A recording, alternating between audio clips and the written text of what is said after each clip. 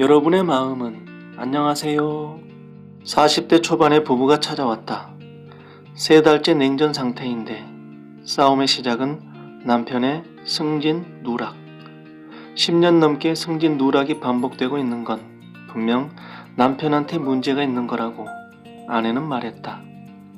남편은 운이 없어서 그런 거라고 했다. 왜일까? 상담을 진행하면서 짐작되는 이유는 회사에 대한 남편의 태도였다. 그의 직장 생활은 시간 때우기 방식이었다. 할 일을 안 하는 건 아니지만 그렇다고 딱히 열성적이지도 않는 스타일. 윗사람 눈에 비친 그의 이미지는 어땠을까? 모 중소기업 대표가 떠올랐다. 그가 직원을 평가하는 기준은 태도와 마음씀이라고 했다. 회사를 대하는 태도, 일을 대하는 태도, 얼마나 마음을 쏟는가. 그래서 그는 간혹 직원 2~3명에게 같은 심부름을 시켜본다고 한다. 가령 회사 앞에 가서 생활정보지 하나 가져오라고 하면 사람들이 다 가져가고 없어서 그냥 왔습니다. 이런 직원도 있고 어떻게 해서든 구해오는 직원도 있다고 한다. 하찮은 심부름 하나에서도 사람의 됨됨이가 드러나고 오너들은 그걸 놓치지 않는다. 역사상 가장 위대한 코미디언이라는 칭호를 받았던 찰리 채플린. 알코올 중독에 빠진 아버지, 다른 남자와 불륜에 빠진 어머니, 부모의 이혼, 어머니 정신병원 입원, 단 한 푼의 양육비도 주지 않았던 아버지. 채플린은 어린 시절부터 매우 불행했다. 개천에서 평생 벗어나지 못할 것 같았던 채플린. 그는 어떻게 개천에서 난 용이 될 수 있었을까? 그 비결에 대해 그를 아는 사람들은 이렇게 말했다. 남들과 2% 다른 태도와 마음씀이 채플린을 성공으로 이끌었다. 채플린이 무명이었던 시절, 그는 생계를 위해 철공소에서 일을 했다. 하루는 사장이 빵을 사오라고 했다. 하지만 너무나 바빴던 사장은 채플린이 사다 놓은 빵을 먹을 겨를이 없었고 밤이 되어서야 채플린이 가져다 놓은 빵 봉지를 열었다. 그런데 그 안에는 빵과 함께 와인 한 병이 들어있었다. 사장은 채플린을 불러 와인에 대해 물었고 채플린은 이렇게 대답했다. 사장님은 하루 일과를 마치면 와인을 드시는 습관이 있잖아요. 그런데 와인이 떨어진 것 같아서 제가 사왔습니다. 사장님이 너무 바쁘셔서 와인 사러 갈 시간이 없을 것 같아서요.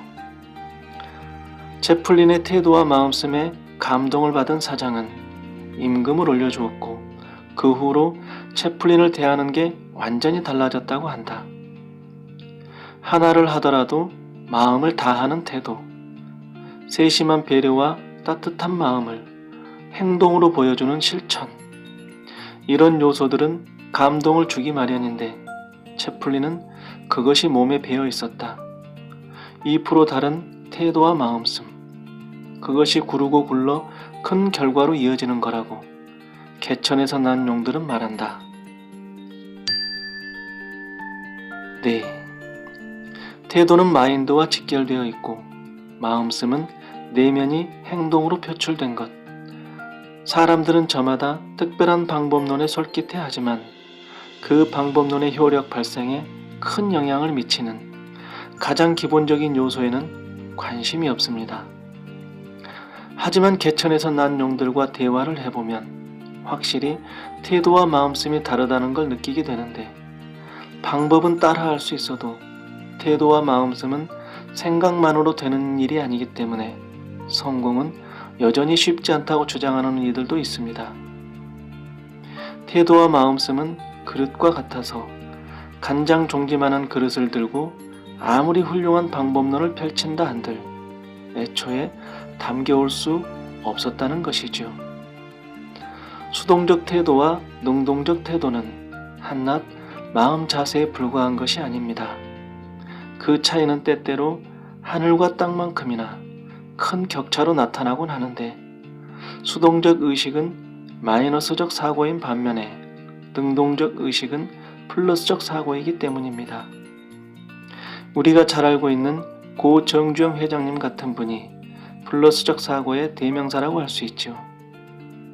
10년 넘게 승진 누락만 반복하고 있는 남편은 마이너스적 사고의 소유자였고 수동적 의식, 수동적 태도로 일관하고 있었습니다. 플러스적 사고를 기르는 자기사랑 심리훈련. 첫 번째, 일을 대하는 태도, 인생을 대하는 태도를 점검해 보세요. 두 번째, 신은 여러분의 태도와 마음씀을 보고 어떤 생각을 할까요?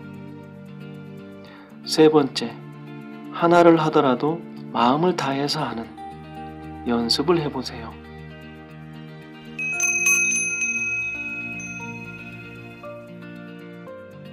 감동은 사랑입니다. 감동은 돈입니다. 모든 비결 중에 가장 위대한 비결은 마음을 움직일 수 있는가에 달려 있습니다.